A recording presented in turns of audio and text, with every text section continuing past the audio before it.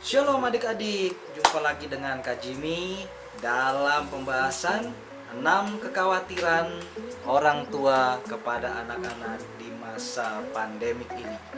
Kali ini kita bahas poin kedua. Apa itu poin kedua? Jangan kemana-mana ya. Baik, sebelum kita mulai pembahasannya, mari kita berdoa terlebih dahulu. Tuhan Yesus, terima kasih Tuhan kalau kami dikumpulkan kembali dalam ibadah online ini. Kami percaya segala sesuatu yang kami bahas itu berguna Tuhan buat kami. Kami percaya segala sesuatu yang kami bahas juga membuat kami semakin mengerti akan kehendak Tuhan dalam kehidupan kami. Terima kasih Tuhan, beri kami hikmat supaya kami lebih lagi mengerti apa yang menjadi pesan-pesan yang dibawakan dalam pembahasan hari ini. Terima kasih Tuhan Yesus. Dalam nama Tuhan Yesus kami berdoa dan mengucap syukur. Haleluya Tuhan. Amin. Di video yang lalu kita sudah bahas poin pertamanya adalah kerohanian anak-anak, kerohanian adik-adik. Poin yang kedua ini kita akan membahas tetap diambil dari 2 Timotius 3 ayat 1-5, tetapi yang menjadi perhatiannya adalah ayatnya yang pertama, yaitu masa yang sukar. Ya, kita sedang berada di dalam masa yang sukar. Ya, memang segala sesuatu saat-saat ini kurang menyenangkan. Ada keterbatasan memang. Nah, karena itu poin keduanya adalah stres. Tingkat stres yang meningkat dari anak-anak. Adik-adik harus percaya bahwa Tuhan tetap berkuasa. Jangan takut dengan keadaan yang sekarang dan tetap percaya kepada pemerintah kita. Semua sedang ditangani. Adik-adik bersabar. Jangan stres adik-adik ya. Nah, itulah mengapa ada poin pertama tentang kerohanian, karena kerohanian adalah dasar untuk kita menghadapi masa-masa yang sukar ini. Bagaimana kita bisa bertahan ya. Nah, kita memang berada di masa yang sukar. New normal jelas berbeda dengan sebelumnya ya. Ada protokol, ada peraturan baru dalam kegiatan-kegiatan kita. Yang tadinya kita santai-santai saja, sekarang jadi was-was. Orang tua juga seringkali bilang, papa mama kita seringkali bilang, hati-hati ya nak, hati-hati ya dek, hati-hati ya kok kalau pergi masuk satu gedung kita harus ikuti scanning suhu, ditembak-tembak, cus ya kan, kita juga harus disemprot-semprot. Wah, serba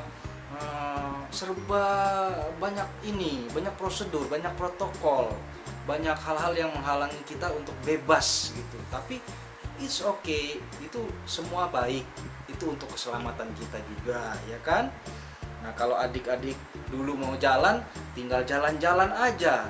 Kalau sekarang harus siapkan APD. Apa itu APD? Alat pelindung diri ya kan.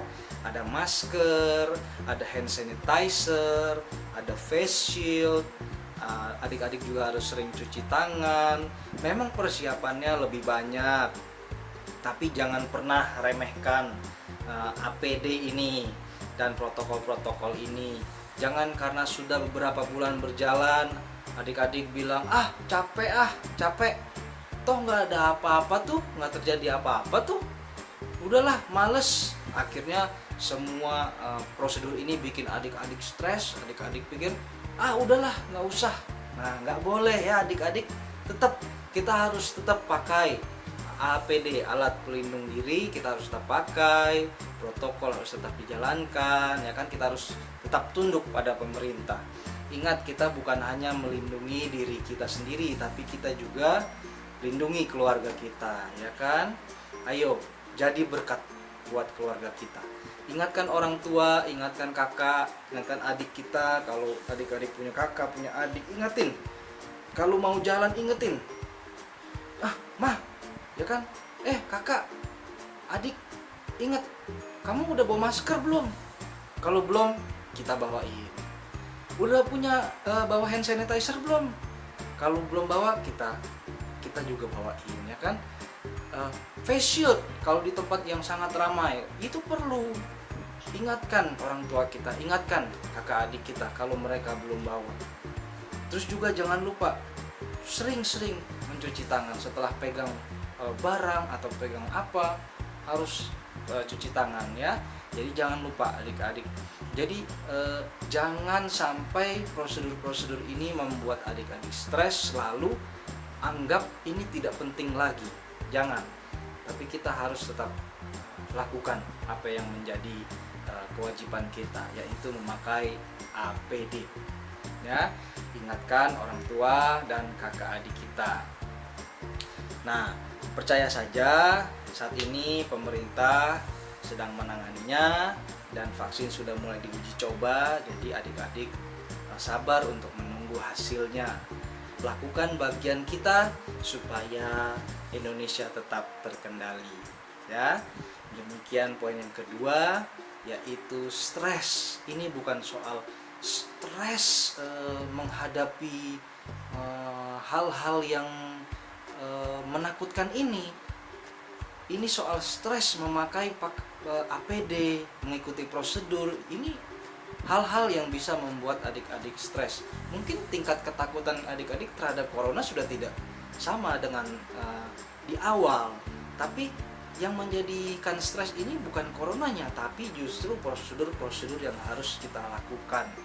Nah, jangan sampai adik-adik stres lalu berpikir semua tidak penting.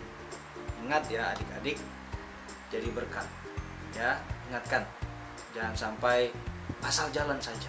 Ingatkan APD, ingatkan apa yang belum dibawa, apa yang kurang. Ya, nah sampai di sini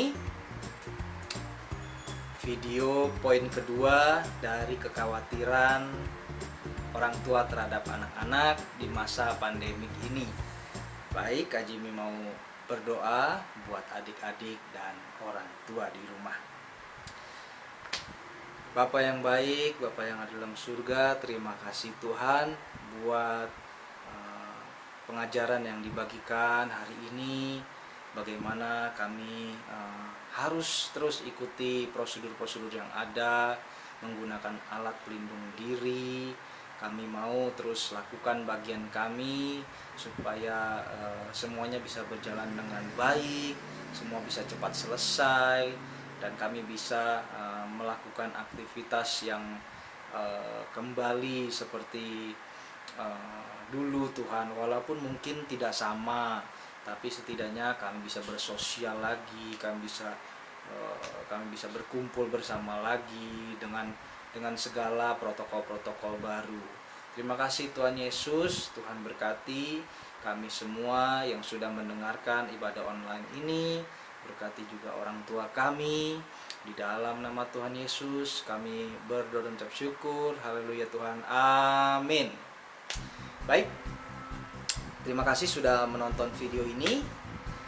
Jangan lupa tekan tanda suka, sebarkan video ini, berikan komentar, berlangganan, dan nyalakan lonceng pemberitahuan. Sampai jumpa di video berikutnya. Tuhan Yesus memberkati.